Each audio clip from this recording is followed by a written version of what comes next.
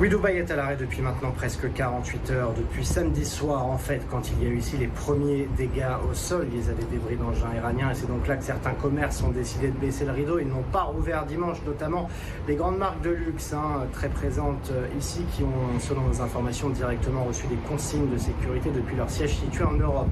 Même chose pour les grands groupes américains des services, priorité à la sécurité pour les salariés, ils sont tous en 100% télétravail jusqu'à nouvel ordre.